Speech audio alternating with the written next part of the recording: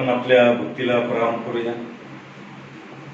पहा, जीवन व मरण, हानी व लाभ ही आज मी तुझकडे ठेवली आहे. मी तुला आज्ञा करीत आहे की तू आपला देव परमेश्वर याजवळ प्रेम कर, त्याच्या मार्गाने चाल.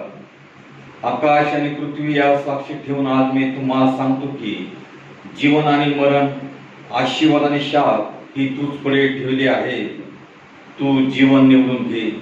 आपला देव परमेश्वर याजवळ प्रेम कर, त्याची वाणी आहे, कारण त्यातच तुझे जीवन आहे, त्यातच तुझी आर्यवृद्धी आहे.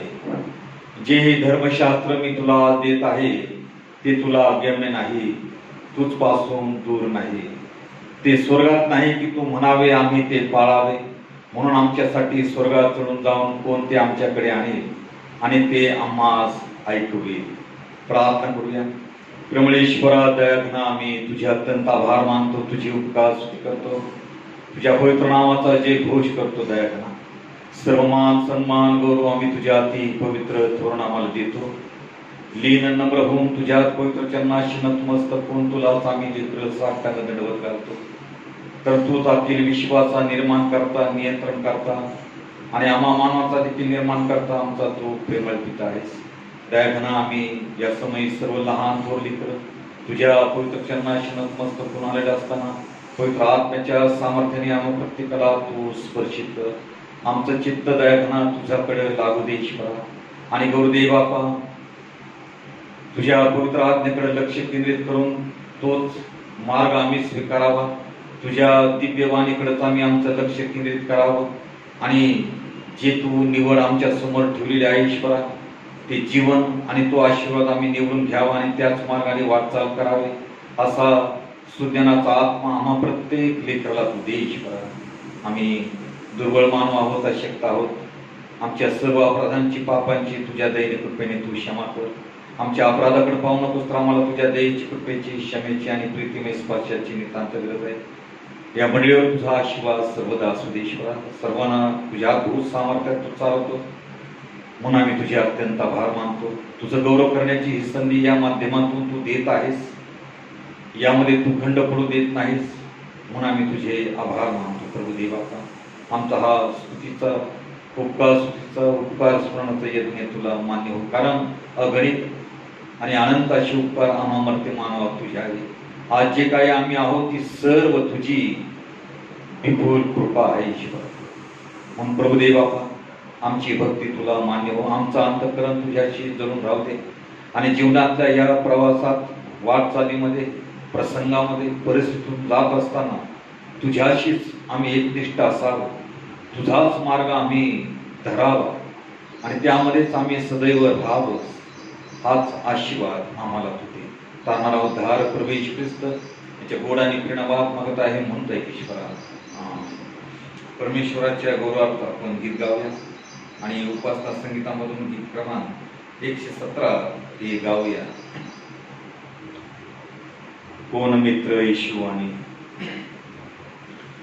कोण मित्र येशू आणि सारी ओझे वाया, सर्व दुःखे तो ऐकूनी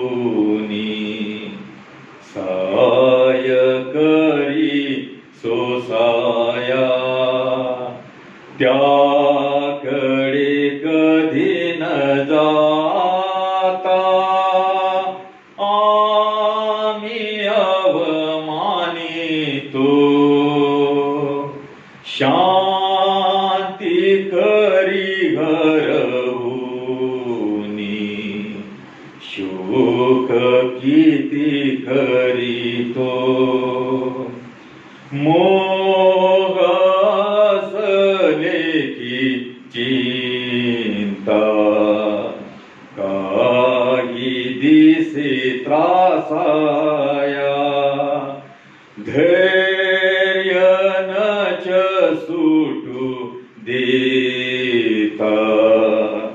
जा प्रभूला सांगाया, सर्व दुबळ्यास पाया चेतवृत्ती जाणतो मित्र प्रिय जसा आहे हात धरी म्हणतो कष्टे जरे श्रमलेले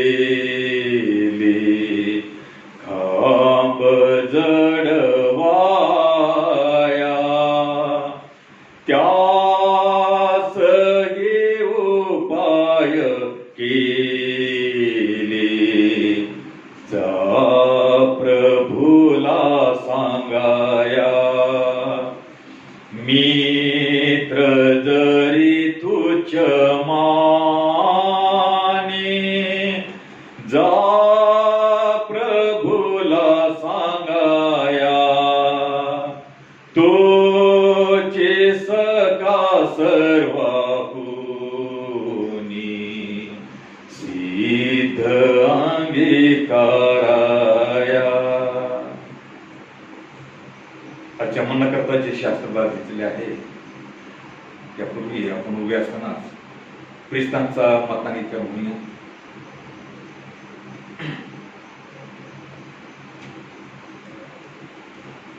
सर्व समर्थ देव जो पिता आकाश व पृथ्वी यांचा उत्पन्न करणारा आणि येशू ख्रिस्त त्याचा एकुलता एक पुत्र आमचा प्रभू जो पवित्र आत्म्याच्या योगाने गर्भरूप झाला कुमारी मरिया आईपासून जन्माला ज्याने पंत पिलाताच्या वेळेस दुःख भोगिले ज्याला वधस्तंभी दिले जो मरण पावला व ज्याला पुरिले तिसऱ्या दिवशी मेल्यामधून पुन्हा उठला स्वर्गात चढला आणि सर्वशक्तिमान देव जो पिता याच्या उजवीकडे बसला आहे तिथून जीवितांचा मेलेल्यांचा न्याय करावयात जो येणार आहे त्याविषयी मी विश्वास धरितो. पवित्र आत्मा पवित्र सार्वत्रिक मंडळी पवित्र जनांची सहभागिता पापांची क्षमा देहाचे पुनरुत्थान आणि सनातन जीवन याविषयी मी विश्वास धरितो. आमेन. मंडळीने कृपया खाली बसावं. आजच्या मनाकरता जे शास्त्रभाग घेतले आहे प्रथम जो शास्त्रभाग आहे स्तोत्र संहिता 42 आपण ऐकूया. देवाच्या प्राप्तीचा ध्यास. हरणी जशी पाण्याच्या प्रवाहासाठी लुलपते तसा हे देवा माझा जीव तुझ्यासाठी लुलपत आहे.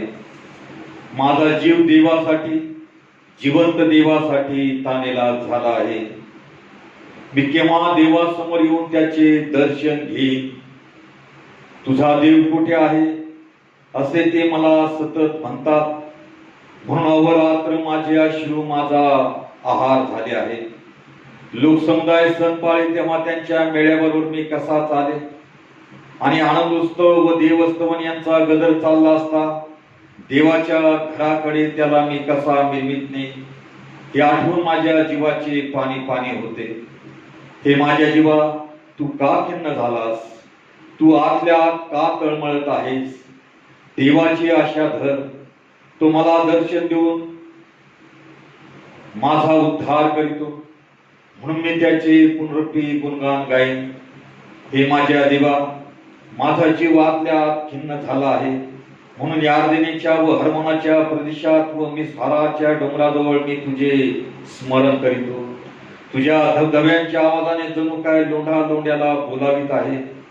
तुझ्या सर्व लाटा व कल्लोळ माझ्यावरून गेले आहेत तरी परमेश्वर दिवसा आपले वात्सल्य प्रगट करेल. मी रात्री त्याचे गीत माझ्या जीवनदात्या देवाची प्रार्थना गात राहील. देव जो माझा कडक त्याला मी म्हणेन तू मला का विसरलास. वैऱ्यांच्या जाचामुळे सुटक्याच्या वेश्याने मी का फिरावे. तुझा देव कुठे आहे असे माझे शत्रू मला एकसारखे म्हणून माझी निंदा करीतात. यामुळे माझ्या हातांचा चुराडा होतो. हे माझ्या जीवा तू का खिन्न झालास. तू आतल्या का तळमळत आहेस. देवाची आशा धर. तो माझा देव मला दर्शन देऊन माझा उद्धार करीतो म्हणून मी त्याचे पुनरुक्ती गुणगान गाईन.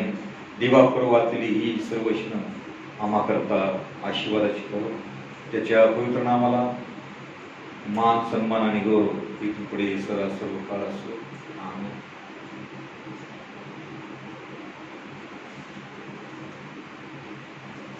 दुसरा एक शास्त्र आपण ऐकूया. तिमोथेला पहिले पत्र त्याचा 2रा अध्याय आणि 1 ते 8 पर्यंतची वचनं आपण ऐकूया.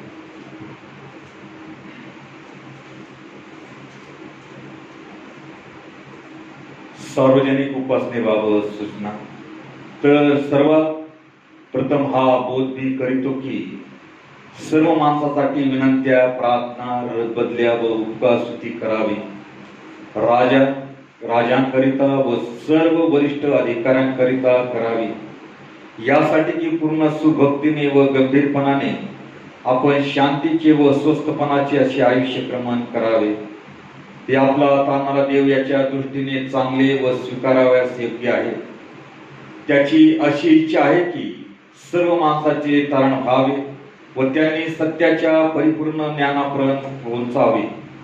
कारण एकच देव आहे आणि देव व मानव यामध्ये ख्रिस्ता येशू हा मनुष्य एकच मध्यस्थ आहे. त्याने सर्वांसाठी मुक्तीचे मोल म्हणून स्वतःला दिले, याची साक्ष येता काळी द्यावयाची आहे. या साक्षीसाठी मला घोषणा करणारा प्रेषित, मी सत्य बोलतो, खोटे बोलत नाही, विश्वास व सत्य या संबंधी परराष्ट्रीयांचा शिक्षक म्हणून नेमण्यात आले. प्रत्येक ठिकाणी पुरुषांनी राग व विवाद सोडून पवित्र हात वर करून प्रार्थना करावी, अशी माझी इच्छा आहे. हे देवाचं वचन आहे.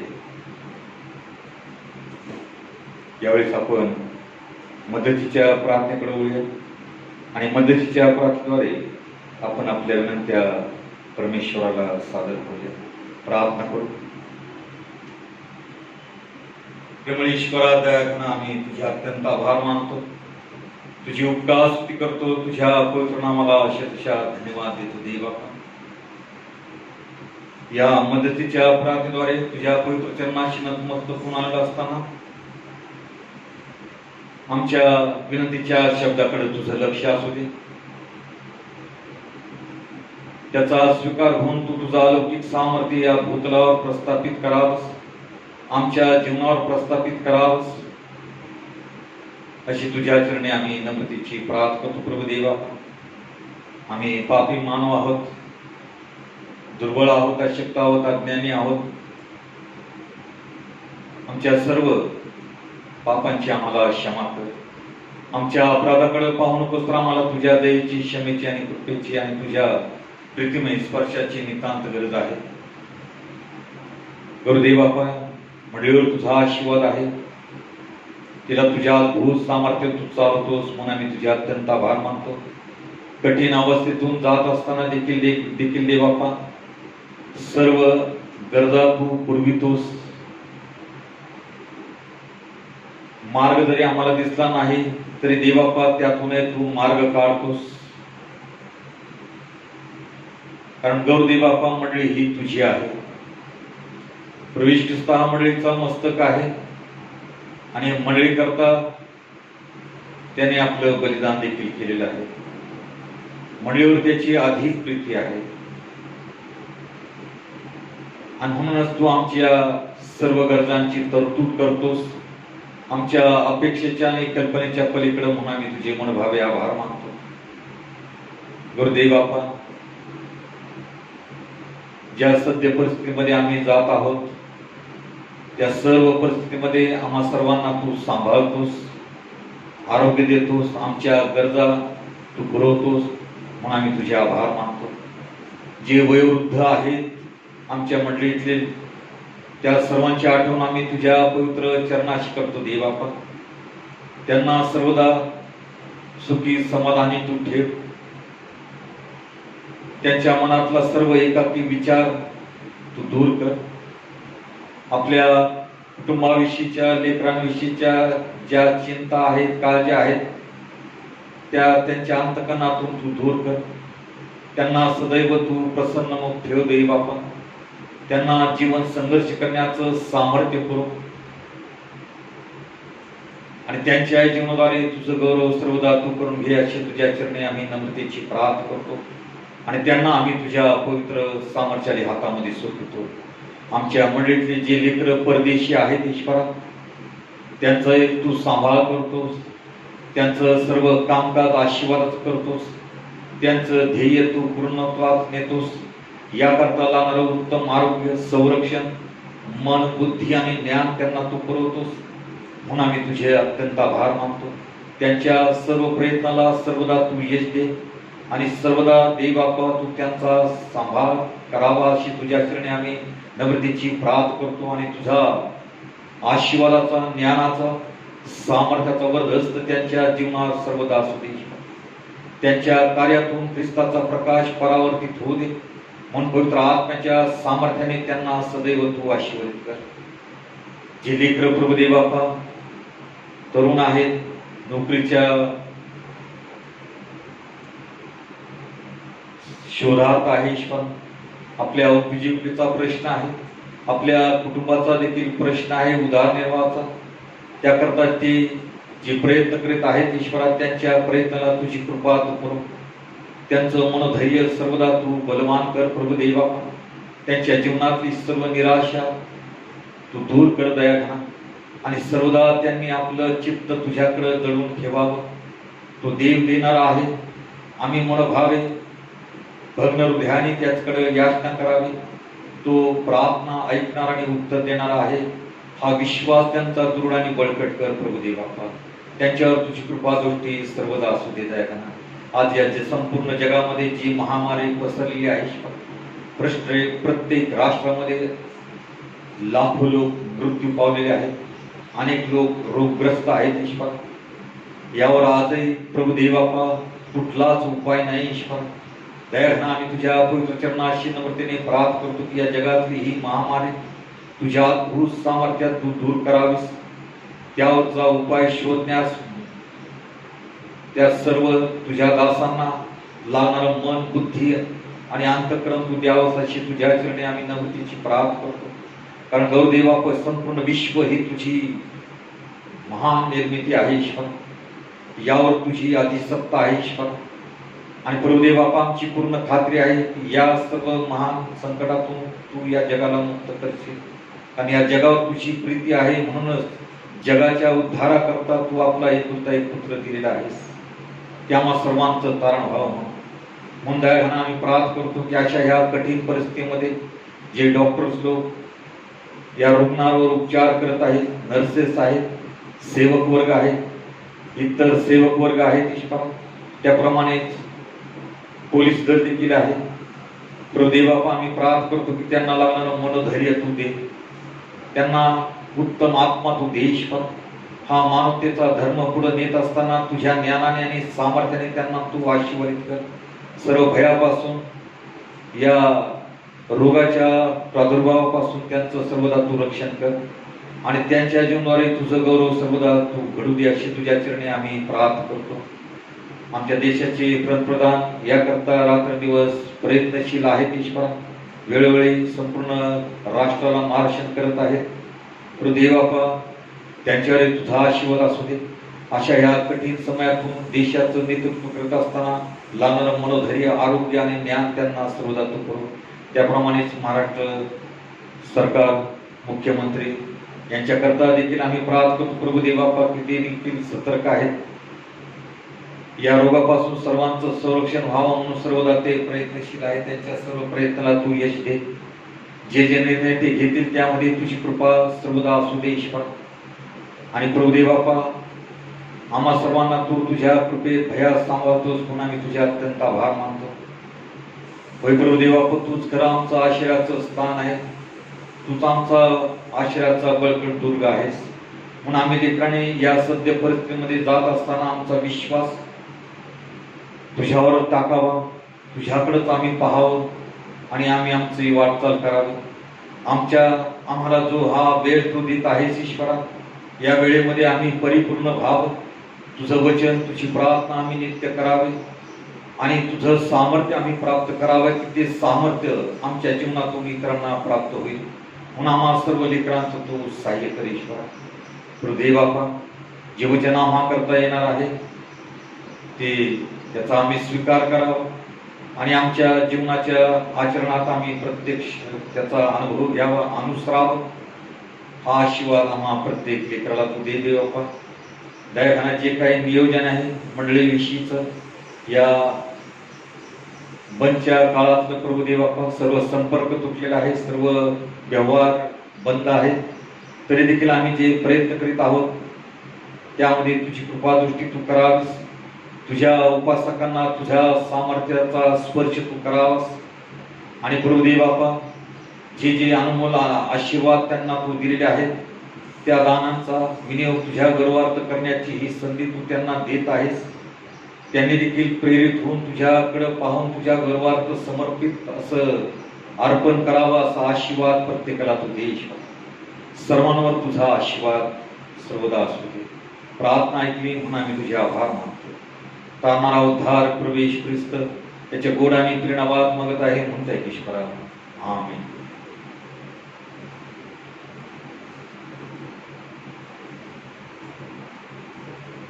यावेळेस पुन्हा एक आपण परमेश्वराच्या गौरवार्थ गीत गाऊया.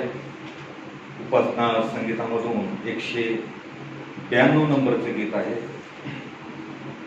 प्रभू हे जीवनामृत रे, तुझं बिन जाऊ.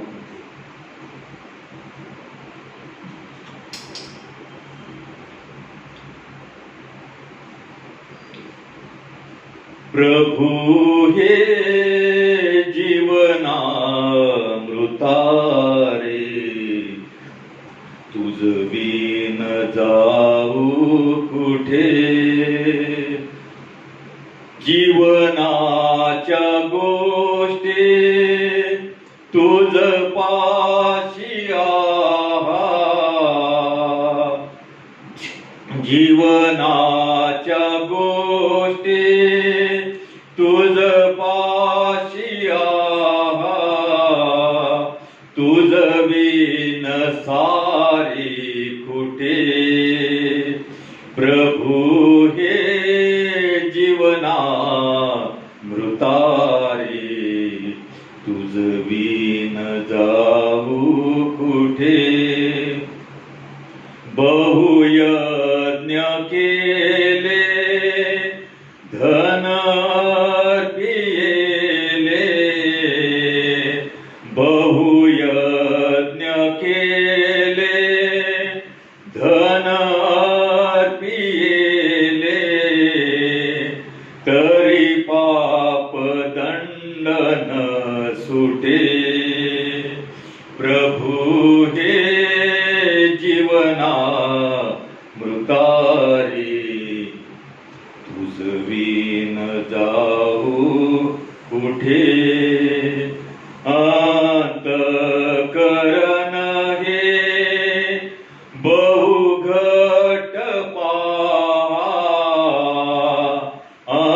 अंतःकरण हे बहुघट पहा, तुझ बिन कैसे फुटे. प्रभू हे जीवनामृतारी, तुझ बिन जाऊ कुठे. जरी सर्व पृथ्वी धुंडाळली म्या,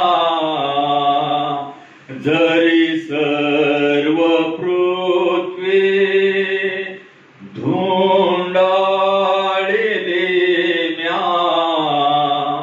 तरी शांती नाही कुठे.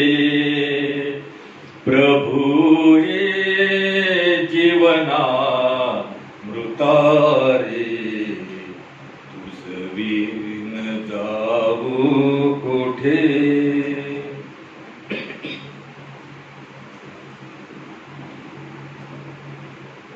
जो नेमलेला शास्त्रभाग आहे ते मग त्याला पहिली पत्र त्याचा 2रा अध्याय आणि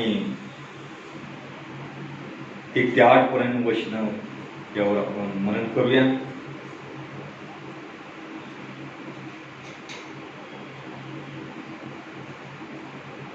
प्रार्थना करूया. प्रेमळेश्वरा दयाघन आम्ही तुझे अत्यंत आभार मानतो. जीवनदायी वचनाद्वारे आमच्या जीवनाशी तू बोलतोस, आम्हाला मार्गदर्शन करतोस, आम्हाला तुझ्या प्रीतीत तू स्थिरावण्याचा सर्वदा प्रयत्न करतोस. म्हणून आम्ही तुझे मनोभावे आभार मानतो दयाघना. आम्ही देखील दे बापा तुझ्या अभिवचनाप्रमाणे तुला प्रतिसाद द्यावा, तुझी पवित्र इच्छा आम्ही परिपूर्ण करावी, शांततेने आम्ही तुझ्या सानिध्यात असावं आणि आमचं जीवन तुझ्या सामर्थ्यशाली पवित्र हातामध्ये आम्ही सोपवावं. आम्ही सर्वदा ख्रिस्ताशी जोडलेलेच असावं. जीवनातल्या सर्व प्रसंगात आम्ही असावं आणि यामधून जो वेगळा अनुभव आम्हाला प्राप्त होईल त्या अनुभवात आम्ही वाढत जावं आणि लोकांकरता आशीर्वादित होऊया. या अनुषंगाने आम्ही तुझ्याकडं पाहावं, तुझ्या वचनांचा स्वीकार करावा आणि तुझी पवित्र इच्छा परिपूर्ण करावी. हाचा आशीर्वाद आम्हाला तू दे ईश्वरा. आमच्या मानवी हृदयाशी जे तू बोलतोस, जे शब्द तू आम्हाला देतोस, म्हणून आम्ही तुझे आभार मानतो. ही वचना आम्हा करता आशीर्वादाची कर. प्रभू ख्रिस्ताच्या सामर्थ्याने नावात मागतो म्हणता येईल ईश्वरा. आमेन.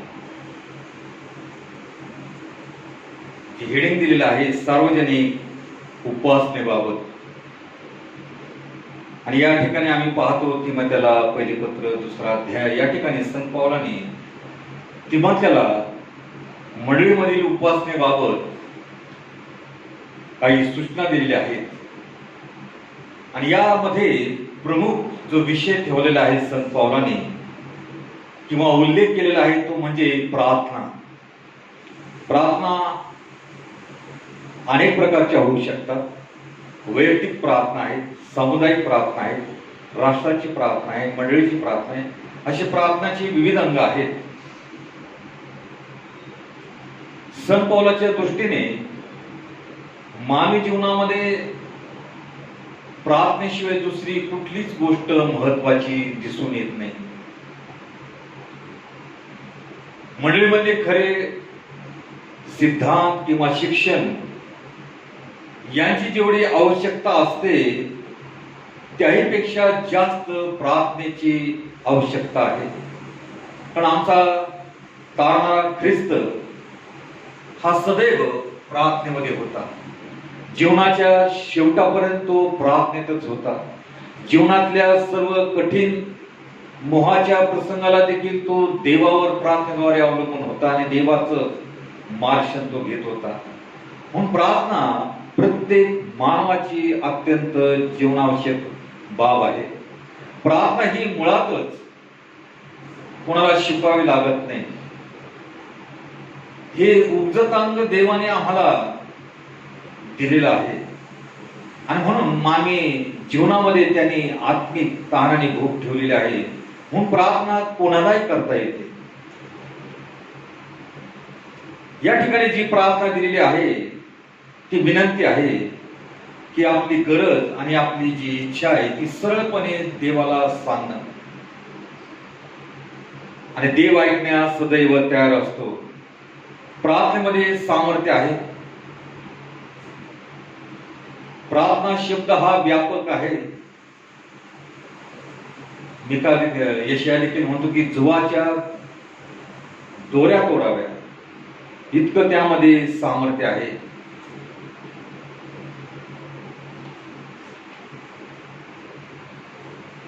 आणि देवच प्रार्थनेमुळं मानवी जीवनाला आकार देतो. देवच शुद्ध आणि पवित्र करतो. प्रार्थना ही जिवंत आहे, ती कधी मरत नाही.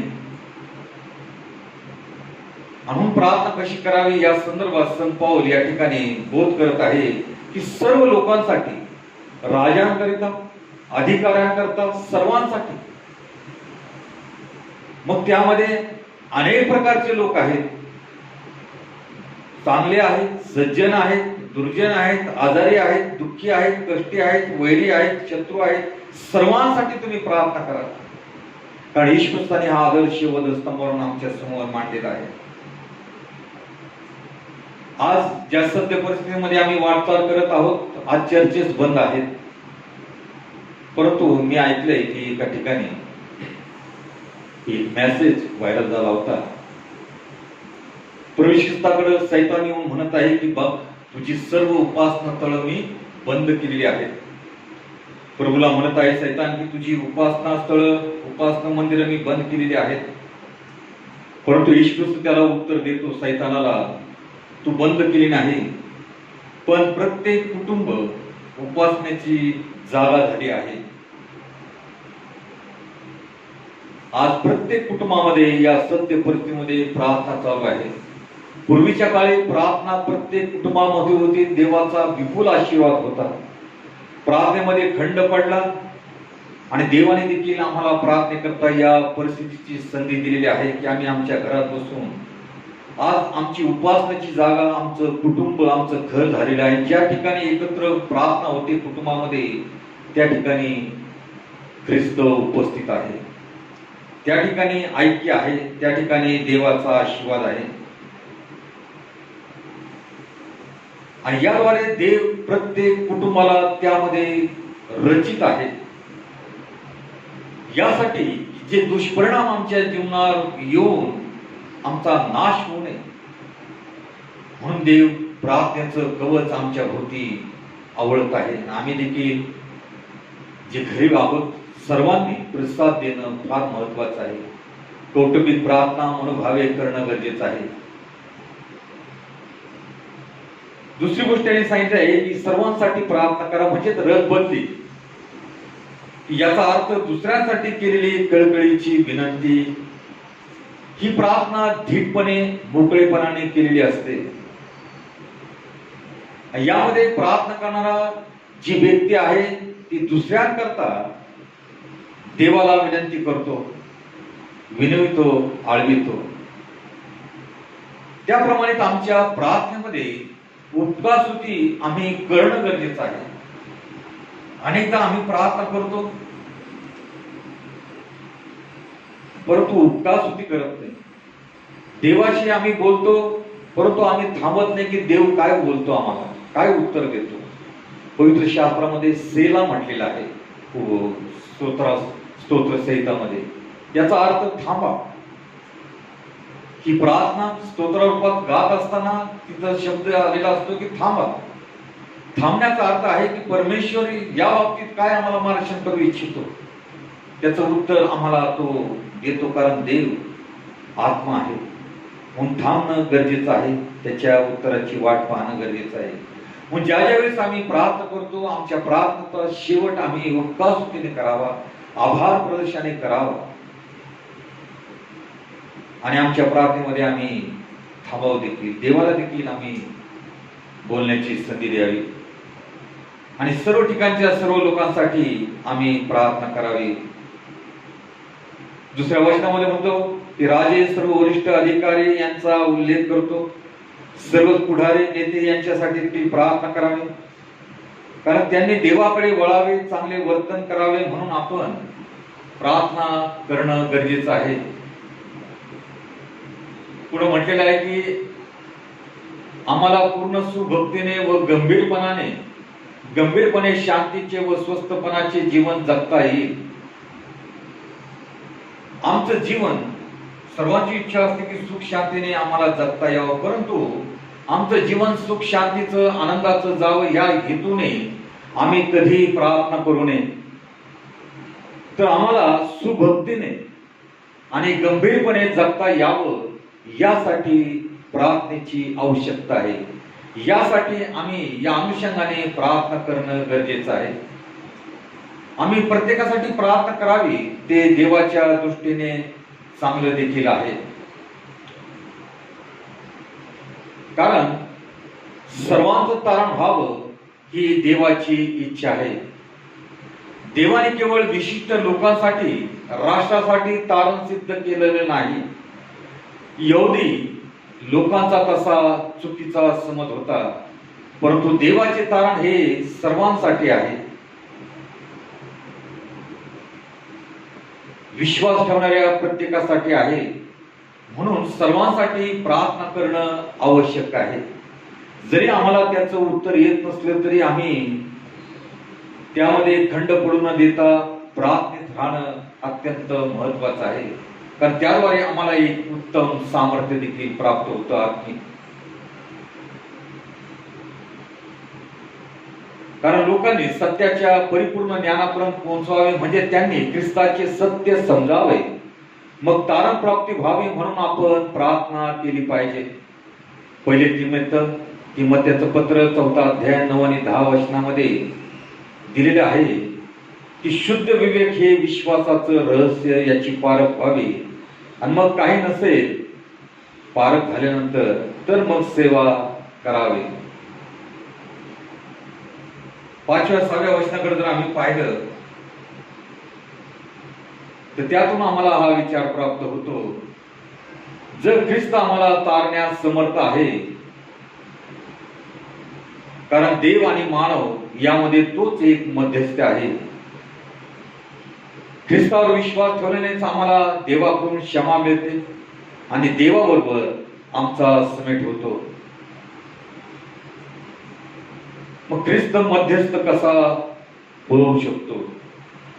कारण आमच्या पापाकरता मिळणारी शिक्षा त्याने स्वतः घेतली. पापाची किंमत, त्याचे बलिदान, सर्वकालच्या मरणदंडापासून आमचा बचाव व्हावा म्हणून त्याने आपला प्राण दिला. पापी लोकांचे तारण व्हावे यासाठी ख्रिस्ताने योग्य वेळी स्वार्पण केले. हीच त्याची साक्ष आहे. कारण गलती 4:4-5 मध्ये आम्ही पाहिलं की देवाची ती महान योजना होती की काळाची पूर्तता झाली आणि देवाने आपला पुत्र या जगामध्ये पाठवला. त्या पुत्राने वधस्तंभावर आमच्या पापाबद्दल खंडणी भरून आम्हाला पुत्रपणाचा त्याने हक्क मिळवून दिलेला आहे आणि त्याचे अर्पण सर्व मानवासाठी आहे. दुःखाची गोष्ट ही आहे की सर्वांसाठी अर्पण केलं तरी सर्वच माणसे त्याचा स्वीकार करीत नाही, आपलेसे करीत नाही आणि त्याचवर विश्वास देखील ठेवत नाही आणि देवाच्या आज्ञा देखील मानत नाही. तारणाची जी तुलना केलेली आहे ती एका मेजवानी सारखी आहे. सर्व तयारी झालेली आहे, परंतु कुणी सर्वांना अन्न वाढलेलं आहे, परंतु कुणी अन्न सेवनच केले नाही तर कोणी तृप्त होऊ शकणार नाही. तारणाचा दुसरा अर्थ जर आम्ही पाहिला तर तारण हे रोग बरं करणार आहे. प्रभावित जीवन हे औषध कोणत्याही रोग बरे करणारे प्रभावित जीवन हे औषध कोणताही रोग बरे करू शकतो, परंतु जोवर रोगी औषध घेत नाही तोवर तो रोगीच राहणार. येशू देव आहे म्हणून तो मानवही होता, म्हणून देव व मानव यात तो मध्यस्थ आहे, एकमेव व परिपूर्ण असा. येशू केवळ यहुद्याकरिता नव्हे तर सर्व मानवांचे तारण व्हावे म्हणून आला. म्हणूनच संत पौलाची निवड सुवार्ता सांगण्यास झाली, यहुद्यांना व परराष्ट्रीय लोकांना सांगण्यास. आम्ही प्रार्थना करावी अशी देवाची इच्छा आहे. लुकर्षी वर्तमानाचा 18वा अध्याय आणि 9 आणि 14 वचन जर आम्ही पाहिलं तर त्या ठिकाणी एक दाखला प्रार्थनेचा प्रवेश ख्रिस्ताने दिलेला आहे की प्रभू परोशी आणि जकातदार. एका लेखकाने या दाखल्याचं एका वाक्यात मर्म सांगितलेलं आहे. तो म्हणत आहे की परोशी देवाच्या वेदीजवळ गेला, परोशी देवाच्या वेदीजवळ गेला तर जकातदार वेदीच्या देवाजवळ गेला. वेदीजवळ जाणं पुरेसे नाही तर वेदीच्या देवाजवळ गेल्यानंतर प्रार्थना आणि अर्पण सादर करता येतात. प्रार्थना करावी अशी देवाची इच्छा आहे. ओठाने नव्हे तर पवित्र अंतकरणाने करावी. शुद्ध आणि पवित्र भग्न हृदयाने आम्ही करावे. आमच्या अंतकरणात आम्ही काही न ठेवता प्रार्थना करावी, तेव्हा देव आमची प्रार्थना ऐकतो. स्तोत्र 66 आणि 18 मध्ये म्हटलेलं आहे की माझ्या मनात दुष्कर्मांचा विचार असता तर प्रभू माझे न ऐकतात. म्हणून प्रार्थना करीत असताना आम्ही आमचं परीक्षण आधी करणं गरजेचं आहे. ज्याप्रमाणे तो जकातदार सर्व दुःख घेऊन देवाकडे गेला, ऊर वळवून वर न पाहता त्यांनी प्रार्थना केली की हे देवा मज पाप्यावर दया कर. ज्या भग्न हृदयाने तो गेला, जे ओझ तो घेऊन वेदीच्या देवाजवळ गेला, त्या देवाने त्याची प्रार्थना ऐकली, त्याला आशीर्वादित केलं आणि तो आनंदाने आपल्या घरी गेला. जर आमच्या ख्रिस्ती नात्यामध्ये काही असेल तर आम्ही समेट करावा, क्षमा करावी, क्षमा मागावी, तरच देव प्रार्थना ऐकेल आणि मग आमच्या अर्पणाचा त्याला सुगंध येईल. मत्ते 5 आणि 23 आणि 24 वचनामध्ये म्हटलेले आहे की यास्तव तू आपले दान अर्पिण्यास विधी जवळ आणीत असता आपल्या भावाच्या मनात आपल्या विरुद्ध काही आहे असे तुला स्मरण झाले तर तेथेच विधी पुढे आपले दान तसेच ठेव आणि निघून जा. प्रथम आपल्या भावावर समेट कर, मग येऊन आपले दान अर्पण कर. आणि त्याप्रमाणे प्रार्थना कशी करावी मत्ते कृषी वर्तमान याचा 6व्या अध्याय आणि 6व्या वचनामध्ये दिले आहे की आपल्या अंतर्यामीच्या निवासस्थानात जाणे. दार लावणे म्हणजे मनाची खळबळ करणारे जगिक विचार बाहेर ठेवणे. कारण देव गुप्तदर्शी पिता आहे व तो उपासकास भेटण्यास सर्वदा उत्सुक असतो. असा स्नानुभव येणं, जगातले विचार, जगातली सर्व धगधग बाहेर ठेवून गुप्तदर्शी पित्याची भेट घेणं म्हणजे वैयक्तिक प्रार्थना आहे. देवाच्या समक्षतेत शांत चित्त प्राप्त झालं पाहिजे. कारण शास्त्र आम्हाला शिकवतं की शांत व्हा आणि लक्षात ठेवा की मीच देव आहे. शांतता व श्रद्धा यात तुमचे सामर्थ्य आहे. यशाया 30 आणि 15व्या वचनामध्ये आम्ही पाहतो. आणि योहान 4 आणि 24 मध्ये म्हटलेलं आहे की देव आत्मा आहे, त्याच्या उपासकाने आत्म्याने व खऱ्यापणाने त्याची उपासना करावी. आणि प्रार्थना अशा प्रकारे आम्ही करावी, तेव्हा देव आमची प्रार्थना ऐकतो. कोणासाठी आम्ही प्रार्थना करू शकतो? प्रभू ख्रिस्ताने आज हा ख्रिस्ती धर्म, त्याचे आचार आणि विचार इतके उच्च प्रतीचे आहेत की काही धर्माची शिकवण वेगळ्या प्रकारची आहे. ते धर्म सांगतात की तुम्ही असं करा म्हणजे तुम्हाला स्वर्ग प्राप्ती होईल. परंतु ख्रिस्ती धर्माची जी शिकवण आहे ती शत्रूवर प्रीती कर, वैरावर प्रीती कर म्हटलेलं आहे. आणि ह्या विचारामुळं किंवा ह्या वचनामुळं अभ्यासक किंवा ज्यांच्या अंतरी ही आत्मिक तहान आणि भूक आहे त्यांच्या वाचनात ज्यावेळेस हे वचन येतं की तुम्ही आपल्या शत्रूवर वैरावर प्रीती करा, त्यावेळेस त्यांचं अंतःकरण, त्यांचं मन भग्न होतं आणि ते ख्रिस्ताकडे आकर्षिले जातात.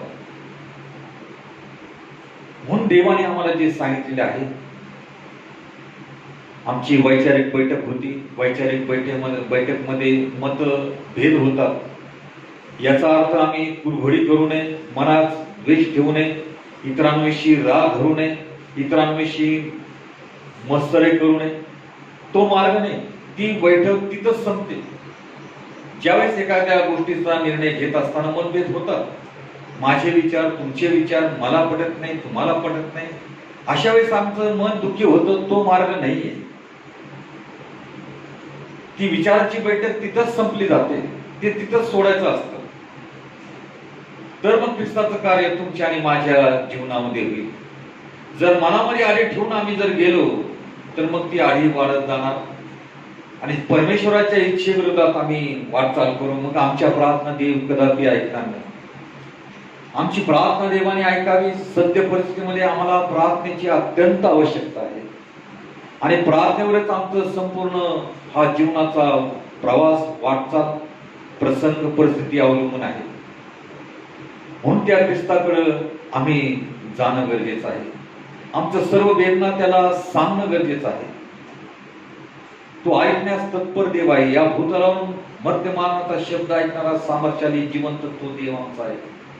म्हणून त्या देवाची प्रार्थना आम्ही सर्वदा करावी, सर्वांसाठी करावी, म्हणजे परमेश्वराची इच्छा परिपूर्ण होईल आणि आमच्या प्रार्थनेचं उत्तर आम्हाला देऊन तो आम्हाला त्याचा स्वानुभव दिल्याशिवाय राहू शकणार नाही.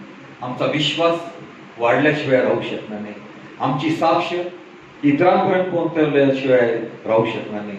म्हणून आम्ही सर्वांसाठी प्रार्थना करणं गरजेचं आहे. देवा करू या वचनाद्वारे तुम्हाला मला आशीर्वाद देऊ.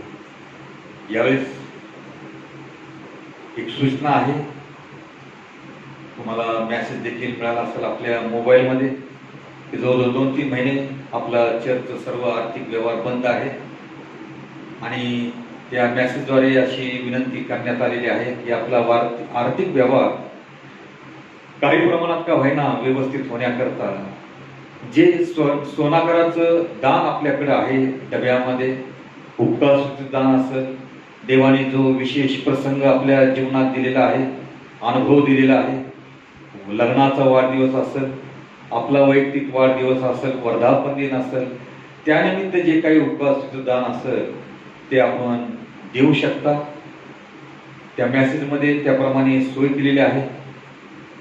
आणि जर आपल्याला काही अडचण असेल तर मंडळीचे सेक्रेटरी आहेत, त्यांच्याशी आपण संपर्क साधावा. अनिमेश नाईक यांच्याशी देखील संपर्क साधावा अथवा पालकाशी संपर्क साधावा की आपलं दान आपल्या घरून ते चर्चमध्ये घेऊन येतील आणि चर्चमध्ये सर्व दानांना आशीर्वाद देऊन त्या ठिकाणी त्याची मोजणी होऊन ते बँकेत टाकले जातील. म्हणून मी सर्व मंडळीला विनंती करतो, जरी आम्ही कठीण परिस्थितीमध्ये आहोत तर देवाच्या नियमापासून आम्ही कधी माघार घेऊ नये. आमच्या दुर्बलतेतून ज्यावेळेस आम्ही देवाला समर्पित करतो त्या दानाचा सुगंध परमेश्वराला होतो. ही साक्ष मोदींनी देखील आपल्या अनुभवातून दिलेली आहे की त्या विधवा स्त्रीने तिची संपूर्ण कमाई परमेश्वराला समर्पित केली आणि येशू ख्रिस्ताला देखील त्या आनंदाचा सुगंध प्राप्त झाला आणि त्याने देखील तिचं गौरव केलेला आहे. म्हणून आम्ही कसलंही शंका कुशंका आडवेळ न घेता परमेश्वराचं जे आहे, जे आम्ही वेगळं केलेलं आहे त्याला आम्ही मनोभावे समर्पित करावं. देव आपल्या सर्व गरजा निश्चितपणे पुरवेल. म्हणून ही विनंती आपल्याला केलेली आहे. या विनंतीचा स्वीकार व्हावा अशी मी आपल्या सर्वांना विनंती करतो. यावेळेस आपण गीत गात असताना आपलं दान परमेश्वराला अर्पण करूया आणि उपासना संगीतामधून गीत क्रमांक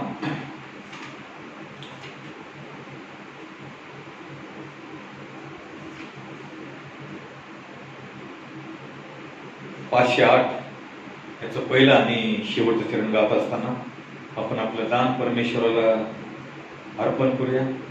अर्पितो प्रभूला सर्वच काही,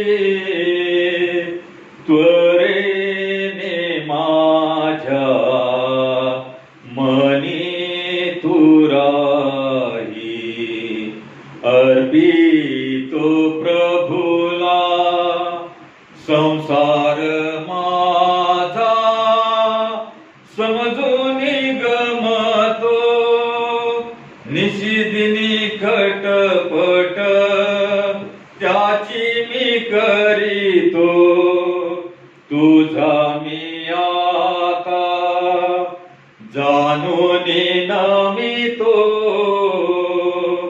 तुझा मी आता जाणून नमितो. ख्रिस्ता दयेने दिनास पाही.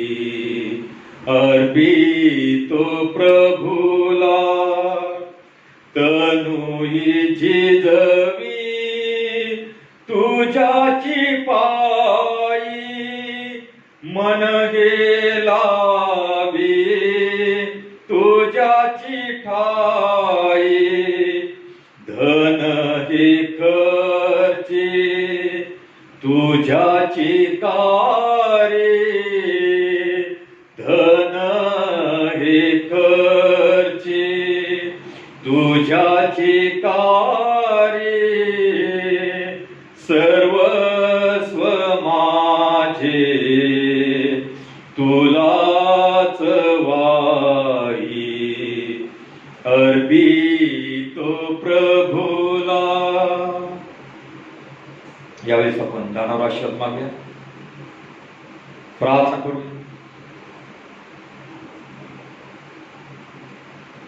प्रेमळ ईश्वरा, दयाळू आम्ही तुझ्या अत्यंत आभार मानतो. जिवंत वचनाद्वारे आमच्या जीवनाशी तू बोलतोस. आम्हा सर्वांना तू आवाहन करतो की आम्ही सर्वदा सर्वांसाठी प्रार्थना करावी. तुझ्या आत्म्याचं पालन आमच्या जीवनावर व्हावं याकरता पवित्र आत्म्याचं सामर्थ्य आणि मार्गदर्शन आम्हा प्रत्येक लेकराला स्तोत्र करता म्हणतो की हरणी जशी पाण्याच्या प्रवाहासाठी लुलुकते तसाही देवा माझा जीव तुझ्यासाठी जिवंत देवासाठी लुलकत आहे. हा ध्यास, ही ओढ, ही गोडी आम्हा प्रत्येकाला लागू दे ईश्वरा, कारण त्यातच आमचं जीवन आहे. तुझ्या सानिध्यात सहवासातच तुझ्या अनुग्रहांचा आशीर्वादाचा उगम आहे ईश्वर. म्हणून ती ओढ आम्हा प्रत्येकाला लागू दे ईश्वर.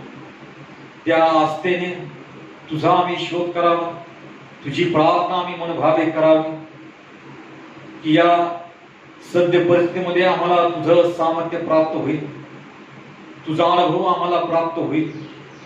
ती अनुभूती आम्ही इतरांपर्यंत पोहोचू की देवाने आमच्या विपन्न अवस्थेमध्ये कशा रीतीने आमचा सांभाळ केलेला आहे, आमच्या गरजा पुरवलेल्या आहेत, ही आमच्या जीवनाबद्दलची त्याची गौरवी साक्ष नित्य असणार.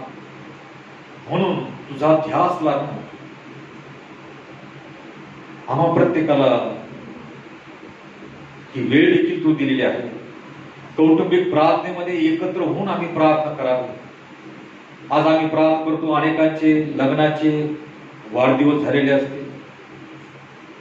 त्या सर्वांना तुझ्या अद्भुत सामर्थ्यात तू सर्वदा चालव. जी जी अभिवचनं त्यांनी दिलेली आहेत एकमेकांना, त्या अभिवचनात त्यांना स्थिर स्थावर तू कर. तुझ्या प्रीतीत, विश्वासात, ऐक्यात आणि अधीनतेमध्ये त्यांना तू चालव आणि त्यांचा तू सांभाळ कर. तुझ्या सामर्थ्याने त्यांना तू आशीर्वादित कर. जी तरुण लेकरं आहेत त्यांच्याकरता देखील आम्ही प्रार्थना करतो प्रभू देवापा. विविध माध्यमात ते सेवा करतात, कार्य करतात. त्यांचं सर्व सेवा कार्य आशीर्वादाचं कर. त्यांच्या जीवनातलं सर्व नैराश्य तू दूर कर आणि तुझ्या पूर्णपणाच्या शांतीने, सामर्थ्याने, आनंदाने त्यांचं जीवन आशीर्वादाचं कर. सदैव त्यांनी तुझ्याकडे पाहावं, तुझ्याशी जळावं आणि सर्वदा सर्व प्रसंगी तुझ्यावर त्यांनी आपली निष्ठा प्रगट करावी. हा आत्मा प्रत्येक लेकराला तू देश कर. तुझ्या गौरवा करता तू दिलेल्या प्रेमातून तुझ्या भांडारात जे अर्पण केलेलं आहे त्या दानावर तुझा आशीर्वाद असू दे आणि या दानाचा विनियोग योग्य रीतीने तुझ्या गौरवासाठीच उपयुक्त व्हावा, वापर केला जावा. हा आशीर्वाद तू देश कर. हे दान तू आशीर्वादित केलंस आणि सर्व व्यवहार खरेपणाने असावा, त्यामध्ये कुठलाच किंतु नसावा, कारण ते तुझ्या अद्भुत सामर्थ्याने तू स्पर्शित केलेला आहेस, आशीर्वादित केलेला आहेस. म्हणून कुठल्याही आशीर्वादित गोष्टीला आम्ही कधी जाणीवपूर्वक, काळजीपूर्वक स्पर्श करणं गरजेचं आहे. त्याचा विनियोग देखील त्या परमेश्वराला सुगंध देणारा ठरावा. हाच आशीर्वाद आम्हाला लेखनात होते. हे दान आशीर्वादित केलंस म्हणून आम्ही तुझे आभार मानतो. तारणारा उद्धार प्रवेश ख्रिस्त त्याच्या गोड आणि प्रेरणावाद मागत आहे म्हणतोय ईश्वराला. आपण सर्वजण मिळून प्रभूने शिकवलेली प्रार्थना म्हणूया. हे आमच्या स्वर्गातील पित्या, तुझे नाव पवित्र मानले जाव, तुझे राज्य हो, जसे स्वर्गात तसे पृथ्वीवरही तुझ्या इच्छेप्रमाणे हो. आमची रोजची भाकर आज आम्हास दे आणि जसे आम्ही आमच्या ऋण्यास सोडले आहेत तशी तू आमची ऋणे आम्हास सोड आणि आम्हास परीक्षेत आणू नकोस तर आम्हास वाईटापासून सोडव, कारण की राज्य, सामर्थ्य आणि गौरव ही सर्व काळ तुझीच आहे. आमेन. मेढरांचा महान मेंढपाळ आमचा तारणारा उद्धार प्रवेश ख्रिस्त याची कृपा, देव दुबाप याची प्रीती आणि पवित्र आत्म्याची प्रेमळ संगती आपणाबरोबर आणि देवाच्या सर्व लहान थोर प्रिय लेकरांबरोबर इथून पुढे सदा सर्व काळ असो. आमेन. मना मनन माझिया तव घडो जग जीवना, करोत नयने तुझ्या शुभद भूतीच्या दर्शना. मना मनन माझिया तव घडो जग जीवना, मदीय रसनार तव यशाचिया गायनी. मदीय रसनार तव यशाचिया गायनी. शरीर मम हे झिजो शुभमया तुझ्या सेवनी. मना मनन माझिया तव घडो जग